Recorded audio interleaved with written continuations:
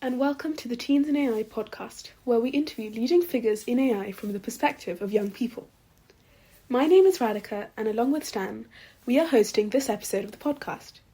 Today, we are interviewing Emma Duckworth, who is Director of Data Science at GSK Consumer Healthcare.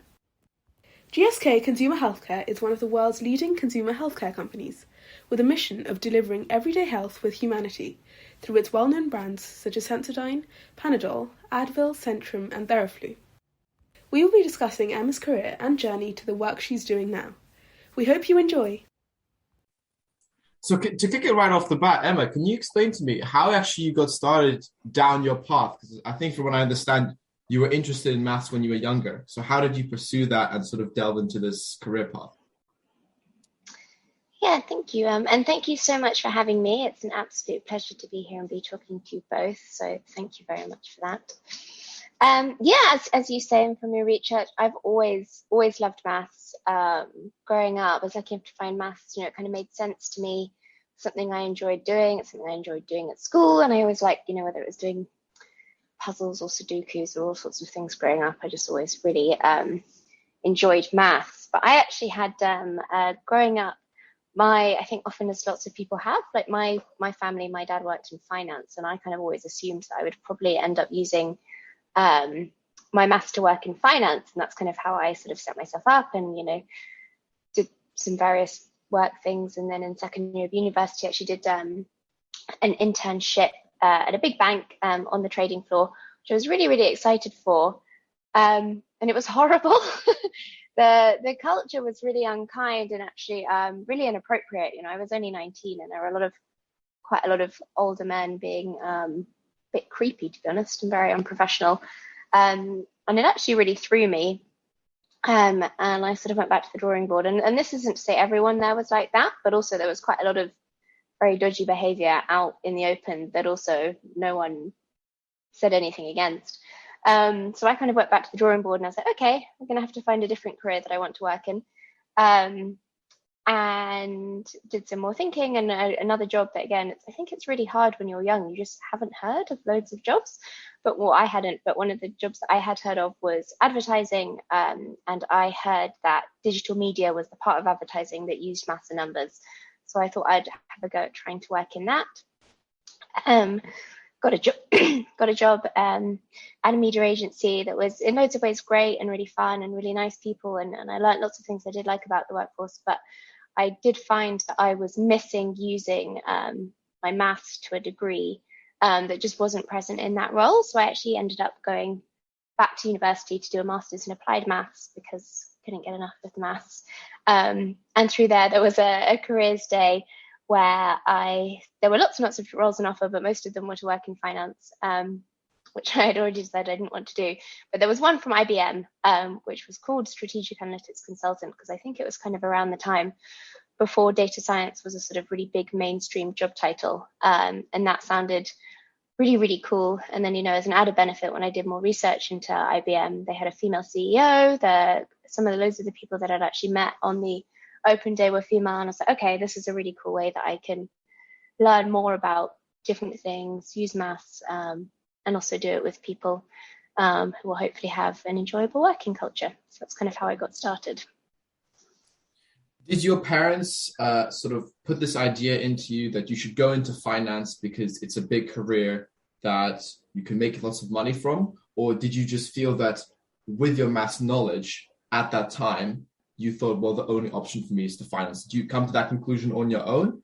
Or did you feel like there was some influence from your father, you said, right, going into being in finance? My parents were very supportive, I think, of whatever I wanted to do. I think I just obviously had a lot more visibility on the world of finance because that's what my parents did. Ironically enough, my mum always said, you should be using your brain to cure cancer or work in healthcare. So she's happy that I've now ended up working at GSK. But I think it was more just, again, whatever you happen to be lucky enough to be exposed to is often things that you start considering. And it was a job that my skill set seemed to suit. So I think that was, that was more the path. But lucky to have very supportive parents who were very supportive when I decided to go to finance as well. Did you feel like there were any sort of support structures in school? For example, let's say pursuing your maths by doing maths challenges or just general career advice. Do you get anything like that from school? I did things like maths challenges at school, and again, I had some really great teachers. I think, funnily, sort of, when I look back to when I was at school, which wasn't that long ago, but slightly longer ago than maybe I like to think about it, data wasn't really an industry that people worked in. Tech wasn't really, it wasn't the kind of cool tech industry that it is now, or at least I think it is now. In London, when we did careers tests, I think I got things coming up like you'd be a good actuary, or it wasn't an obvious career path that was recommended. But we did some maths challenges, and we also had quite a good library at my school, so I read a lot of maths books that I really enjoyed, like the Simon Singh books and other things like Fermat's Last Theorem and the Code book that really inspired me. So I wanted to keep pursuing this world of maths, but those were sort of different avenues that I went down. You now work at GSK. Could you tell us a little bit about what they do as a company? Yeah, so GSK is a British company. It's a really large health-focused company. So it's actually a really interesting time to talk about what GSK does. So depending when this podcast goes out, it may have slightly changed. But historically, GSK has been a healthcare company with 4 main divisions. So that's feed, focusing on HIV, vaccines, pharma, and the consumer healthcare part. I work in the consumer healthcare division, which means that we make products that people every day use to manage their everyday healthcare. So that's things like Sensodyne toothpaste, or Advil or Panadol painkillers, or Centrum vitamins, Voltaren pain gel.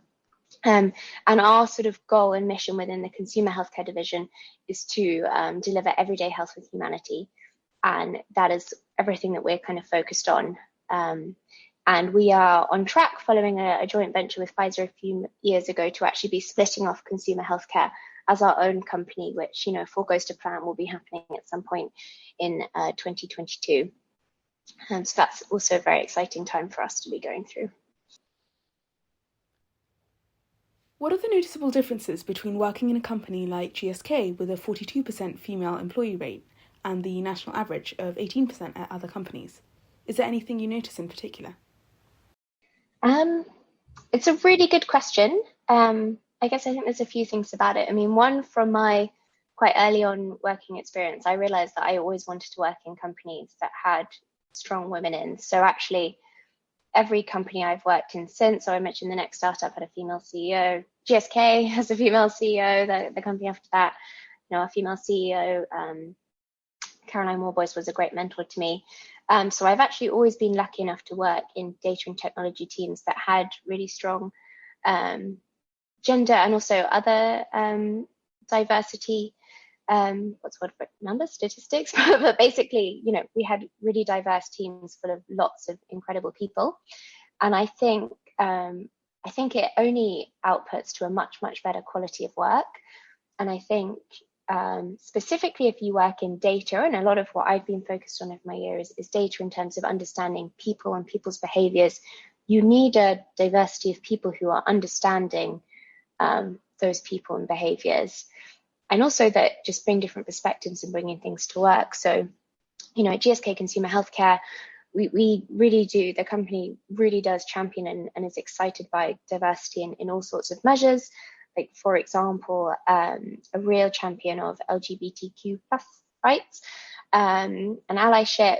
When I think in my first week at GSK Consumer Healthcare, it was Pride Month, and there was a huge celebration. A lot of our senior leaders are from the community or allies, and it made me, as someone who isn't LGBT but have lots of friends who are and who's really supportive, I felt more comfortable at work because work celebrated every individual who came to work there and the different input that they can have. And I think actually it's really important for us because we work in healthcare. We want to create healthcare products that work for everyone all over the planet. And we can only do that if we have an idea of what the needs and requirements are of lots and lots of different types of people all over the planet. So I would say not just gender diversity, but every every angle of diversity there is possible makes for a better data team and a better tech team. Yeah, thank you. That sounds like a really nice environment to work in. In your career, you have worked in startups as well as big companies such as IBM and now GSK. I think myself and many of our listeners would be interested in what people in the industry like about the difference between such companies. And could you speak a bit about your experience in both startups and large companies? Definitely. It's definitely really interesting. And I think there's definitely frustrations, but also amazing opportunities in both. So one of the things that's amazing about really big companies, so like IBM where I started and GSK Consumer Healthcare where I am now, is that they have structures in place to really invest, and they have time and resources in place to really invest in training and early talent. So for me, doing the grad job, or for example, the apprenticeship programs that we have on my team, etc., the company can really commit to giving time, space, funding to develop early talent and for you to get a really solid foundation at the start of your career. So that was amazing.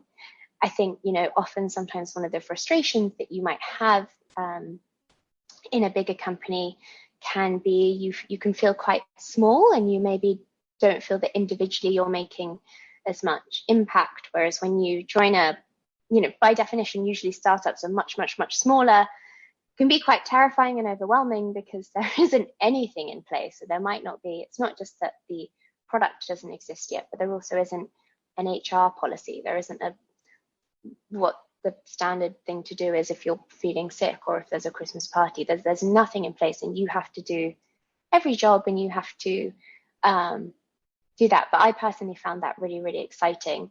And there's just the learning curve is in a different, less structured way, but really extreme, and you can make a huge amount of impact. And also then, because your product often in a smaller company is a much narrower focus, you can really quickly be like, okay, let's make an impact in a quick iteration on the singular focus of the company, which is again something that can be harder to feel in a big company. But again, now coming back to GSK, the other side of that is the impact you can have in a large organization once you manage to maybe get through some of the processes and everything that's really in there for a good place is just incredible. So, we're working, for example, on some sustainability measures to help meet our targets around carbon emissions. GSK makes products that we sell in over 100 countries all over the world and make hundreds of different products. So any impact that we have on reducing the carbon footprint by even a tiny percent of each of those products is so much bigger than I will ever achieve outside of work. Or maybe not, but it's just, I don't know, it's very exciting and sometimes quite overwhelming how much impact you can have, whether it's on the environment, people's health, everything like that. And that's now quite addictive. I'm not sure if I'll be able to go back to somewhere smaller, having been able to see what we can achieve in such a small amount of time at GSK Consumer Healthcare. Brilliant. Stan, do you want to sort of ask a bit about what Emma's doing right now in her work at GSK? Yes, I'd love to, as a nerd, know more about the technical details. So how does data science play a role in, let's say, dealing with, I think, like you said, supplying painkillers, vitamins, I think you said types of toothpaste as well. How does those types of products work together with data science? It's a great question. I could probably talk to you about it all night, so we'll see if I can keep it tight. So there are, a few different divisions to a really big company, and we work with all of them. So some of those are around our supply chain, as we've mentioned, and within that, data science can do everything from like smart manufacturing, so making sure that our quality and production lines are better. It might be the health and safety monitoring within our sites, or it might be things like, using forecasting models and AI to predict how much of something we should make, and then how we can use logistics to optimally send those across the world while reducing our carbon emissions and get something from Ireland to Japan and vice versa. There's obviously the R&D division. So how can we understand, what is it that consumers need? What is it that consumers want? How can we use AI to predict formulations better? We did, for example, a hackathon, which we actually did very similar to the Teens and AI hackathons with people all across GSK, not just consumer healthcare and not just people in the data team, where we looked at formulation stability data to see if we can use AI to make our process better. I didn't know this before working at a healthcare company, but it makes total sense. But on any healthcare product, on something like Centrum, there is a sell-by date on it. And that's because Centrum and other pharma products and healthcare products, especially regulated ones, have active ingredients in them. And you need to make sure that if someone is paying for and using a product that they think is going to help their healthcare, and they've bought it however many months, that level of active ingredients is still present in the product by the end of the sell-by date, which it sounds really obvious when you say it. But I think before I worked in healthcare, I didn't really know why you had sell-by dates on things like vitamins. It's like, oh, it's not going to go moldy. It's not in the fridge. But they do, and that's because, we are a responsible healthcare product and people rely on these products for their health. And one of the things if that means that, really historically, if you're producing a healthcare product, you might have to make a few different batches and then just put them on a shelf and wait for 2 years and see if they are still, have the active ingredient levels and they're still stable at the end of them. Whereas with things like AI and data science, we can start to, use our historical data and predict different formulations and predict how these things will perform and get products to people that need them quicker and help regulators get there faster. And then, of course, we also do lots of work, and again, include us in the marketing space and how we interact with our consumers and talk to them. And that might be, how can we use AI and natural language processing, so working with text or audio data to interpret the questions that people are asking, whether they WhatsApp us, call in a call center, anything like that. How can we help them get to their questions faster? How can we help them meet their needs quicker? For example, with COVID, instantly at the start of COVID, we had so many people calling in saying, is it safe to keep using these products when I have COVID and things like that? And really quickly we can use AI and NLP to start analyzing these questions, if it's needed, do some random control trials, do some tests, or just get the answers to people quickly who need them in this space. Speaking of COVID, and I think hopefully the last time we could speak of COVID for today, I think I remember you mentioning that when you were trying to model the spread of just, the regular flu, winter cold, this became orders of magnitude more difficult during the pandemic. And I was just really interested if you could expand on what made it difficult and how you dealt with the pandemic while still trying to model flu data. Yes, I did well researched. So as GSK Consumer Healthcare, the respiratory category is really big for us. We have lots of products like Theraflu or Beechams or, Advil or Emergency, which people can take when they have cold and flu. And a bit like, some of those supply chain areas, we want to make sure we make enough product for people and send it to the right places with flu. Historically, you have some years where you have a much bigger flu season or a much smaller flu season, or it comes a bit earlier, it comes a bit later, but it is a fairly regular pattern, and it's the margin of error is not that different. Obviously, with COVID, we had huge consumer behavioral trend at the start, where we had lots of people stocking up and bulk buying. We then had a massive consumer behavior change of people went into lockdown and started washing their hands and wearing masks. So actually, I think this time last year, people will be like, this is incredible. Maybe we've eradicated flu in the UK. There hasn't been a single flu case for this long. And then things started opening up again. And if you remember in the summer, suddenly everyone was getting sick because we all had different immune systems. And so we didn't have really any historical data, which is a huge part of what data science and AI needs to predict these things. So that was one thing that made it difficult. And so one of the things that we do to mitigate that is that we provide not just the predictions, but measures of uncertainty back to our business stakeholders so that they can make decisions that are, okay, the margin of error is, say 10% higher than it was before, and they can make the business call of, okay, well, we want to be safe and meet our orders, so we'll just make extra product, or we'll make less and we'll send it in this way. The other kind of difficulties that we had, and again, so much of it comes back to data when it's AI and data science, is like some of the ways that people used to, some of the data sets we used to use to validate flu would be companies would go to GP surgeries, for example, and ask them how many people have come in with flu this week. And that would kind of be aggregated up and used as a way that we could validate how many people have flu.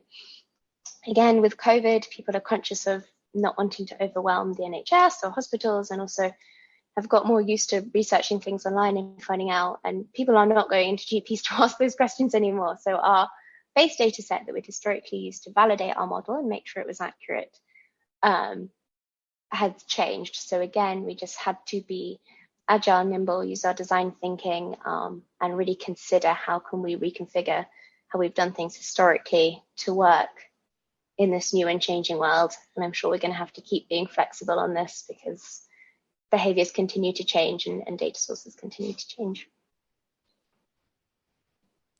I don't know if this is too much of a niche question, but I'm just interested about data privacy. So obviously working with dozens of countries around the world, what type of data can you get from each individual company? I'm assuming that in some countries, you can go to the GP and ask how many people have come in with flu. But I would assume that you may not necessarily be able to ask that kind of private information in other places. So firstly, I love the question, and I love the focus on privacy and thinking about consumers and people and individuals and all of us who all use healthcare systems. A really important part of consumer healthcare and a lot of what we do is we aren't gathering data on individuals, and we aren't, say with our flu model, we aren't performing a diagnostic as to whether an individual has flu. We are trying to predict, for the goal of making enough cold and flu medicine or providing rates on flu levels are going to increase or decrease to a pharmacist, we need to be able to say, in an area, there is this much cold and flu. And that means there will be very different data sets available by country, and that we just, have to be flexible and get our thinking caps on. But it is less a question of individual data privacy because we are looking at aggregated data. In this instance, the individual level data isn't helpful to us at all. we sell our products, via other retailers. So like the people who buy our products from us are shops. So that's Boots, that's Tesco, that's other people like that. So we need to provide information back at that level that's helpful to them. But I keep always asking questions about privacy when it comes to data and AI. Yeah, I guess it doesn't matter whether Boots knows the probability that I will come in with flu. It matters the aggregated, generalized data of the Boots in that location. So I suppose even if you were to be pessimistic about it, companies won't even want the individual data because they care about the aggregated, as you said. Yeah, and lots of people at different areas in the chain, they may want to be able to serve you more relevant messaging or, reach you at an intervention point that's helpful. And there are different algorithms and solutions to that. And, if you're in Europe, we have GDPR rules around the consent of how people use your data. And, if you're in the US, it's, increasingly looks like some of their regulations coming from places like California grow, and we've got new regulations in China. There are different communities have different places, but we will always try and meet the needs of our consumers at the point where we touch them. You were talking about data sources, for example, GP surgeries here in the UK. And I remember one thing that you've mentioned in the past, outside of this conversation on the podcast, is how you can use search data in your flu model. How do you take into account the elderly who might not use Google or search engines, or as you mentioned, different communities and different approaches to personal healthcare when dealing with such a model and implementing such data? Yeah, again, it's a great question, and representation of your data sets and biased and skewed samples are a really, really important part of that design stage of a model. Again, for us, because we are predicting an area, what we are looking at when we build these models, and we know that they're not going to be often 100% accurate because no one knows exactly how many people are going to have flu. But we are looking to see whether our models is an input signal predictive. We have lots of different input signals. They might be the weather in an area. They might be this. It might be historical sales. And we do a validation process. We do our exploratory data analysis, which is a really, really important part of creating any model to see if those data signals are predictive of the levels as a whole. We appreciate that there are other data sets that might be more pertinent to less digitally savvy people getting flu, but also in most areas since COVID-1, a lot more people are digitally savvy. And there's also, when we talk about search terms, there's lots of different types of search engines, and there's lots of different things that you might search. Searching like, how do I deal with flu, might be a search term, but also just where can I buy XYZ, our brand names is important. What's it called? Amazon, a tiny company, for example, is the world's second biggest search engine. And the biggest, it's the biggest search engine when it comes to products. So if you're thinking about things that are related, when you're building a tech solution, you want to be creative with thinking, what are the predictive signals that will help me? And you can use causation and correlation, methods to try and dig more into that. But we're always, as we iterate and sprint, want to make sure that our models are as inclusive as possible. And that if they're not, we are aware and providing that information back to our stakeholders of like, this is where our model might perform less well, and you need to find perhaps maybe less technology focused solutions to meet the gap. In what specific ways did diversity at the AI design stage improve the accuracy of your model? I mean, I know you've already mentioned how important it is, but could you sort of explain a bit more about that? Yeah, so within this model, I guess there's a few different ways. One is, you mentioned things like us using Google Trends and Google search terms. We quite quickly in the project expanded the number of languages that we were using search terms in, and that improves our coverage and accuracy. In the US, including Spanish was really, really important to reach Hispanic communities, and thought about different ways like that. I've mentioned that scaling our model. So this model is now live in 6 markets, and will be rolled out to a further 10 quite shortly. For example, one of those markets is Russia. So we needed to have a whole new group of people that we were working with who understood the fact that, one, Russian consumers are different, but also they're not using Google search terms to look up things. They're not, it's not even the same digital landscape in many of the countries that we work in. So really working with our stakeholders to understand how people interact. Like, healthcare systems are different in different countries. You guys mentioned earlier that not everyone has, for example, GP studios. The role of the pharmacy is different in different countries. The role of the healthcare system or search engines or how people get information is really, really different. And so we need to work on that.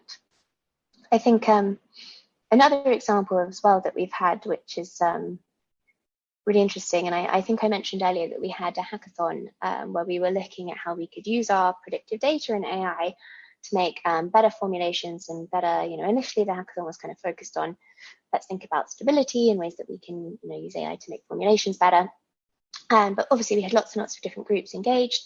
And as we were going through the ingredients and the different stabilities made at different sites, a few people noticed that we essentially have like a few different methods that we can create our products, and some involve products that originally come from pork, and some didn't. And actually, one of the great use cases that someone from the team who is Muslim came out with was, okay, well, can we find a way to predict formulations that will work without the use of pork, so they will be more friendly to people who choose not to have pork in their diet for a number of different reasons. And I think that is a use case that actually obviously hadn't been thought of, but is really, really important to so many people using our products. A huge amount around accessibility and availability of people wanting to or being able to use our products. So at that design stage, really considering who are all the end users and what are their priorities and qualifiers to being able to use the product, that really makes an impact. You may have had no trouble sort of diving headfirst into data science as someone who was very interested and invested in mathematics.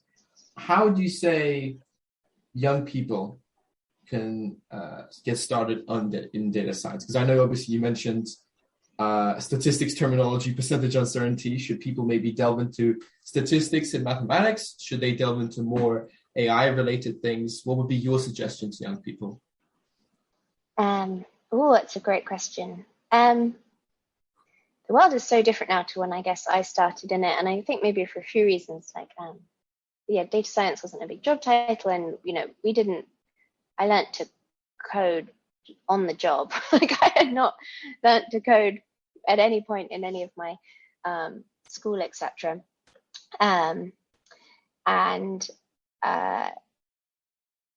I guess there's lots of different aspects to being a data scientist or to working in AI. If I refine it down to being a data scientist, we get people from all different backgrounds coming in. So come down from like a really, really academic route. Some people come from software development. Some people love solving problems and recognize that data science is an incredible tool in your arsenal to help you solve problems. And I would encourage you to, I guess, think about why you want to be in data science, and if it is the absolute love and rigor of essentially getting to use engineering and machine learning engineering as like modern day Lego. I always think it's like kind of fun, you get to build things. That's one aspect to it. Maybe you should really focus on that side. Or actually, if it's about probably thinking about problem solutions, there's so many different aspects to consider the kind of data scientist you want to be. But the first thing is really just start. Give it a try, see what you like, discover what you're good at. You'll probably be better at it than you think. And I think that's applicable to most people. So whether that is doing something awesome like a hackathon like you guys do, reading a book. I found out that lots of the apprentices on my team watch YouTube videos to learn about it, which is cool. That wasn't a thing that we did. Read books, read papers, speak to people. Like if you're, depending on where you're based, there's meetups are a really, really great way to get involved in communities, and to go and just hear from different people and grow your network, and get involved in things like hackathons. They were quite big for me. Obviously those were a lot more populous pre-lockdowns and COVID, but I think they're starting to come back. And the great thing about them now is that you don't have to be based in central London or the middle of a city to attend them. So really would encourage to look at things like meetups. Kaggle, the famous Kaggle, is always a really great way for people to get involved in competitions. And if you're considering it as a career, there's now so many, I think you can study it in degrees. We have an awesome apprenticeship program. So we have level 4, level 6 and level 7 data analytics and data science apprenticeships, which are a great way to learn. And it's awesome having them on our team because unlike most people my age who are in data science, when there wasn't a formal qualification of you should do it and maybe people's knowledge is a bit gappy, these guys have really good coverage of all the base skills that you need for data science. So it doesn't matter if you're not necessarily the best creative thinker or you're not necessarily the best software developer or somewhere in the middle. There will be a part of data science that really suits your skill sets, and follow that and do the thing that you enjoy doing, because you have to spend so much of your time at work. I think it's important that you spend it doing something you really enjoy doing, which for me happens to be data science, but lots of different ways around it. Thank you so much. It was really interesting to hear about your work in data science and AI and the work in healthcare that you're doing today. So thank you to Emma for speaking to us on the podcast today. All that leaves me to say is thank you for listening.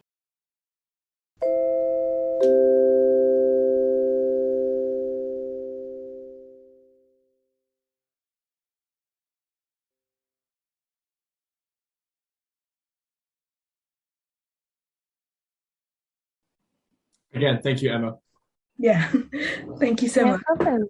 No, thank you. Thanks for having me. It was great. And cut. Cool. We can keep talking, it's fine. Yeah, I'm amazed at how stressful that was. Because No, you did a really good job, and you have the joy of the edit.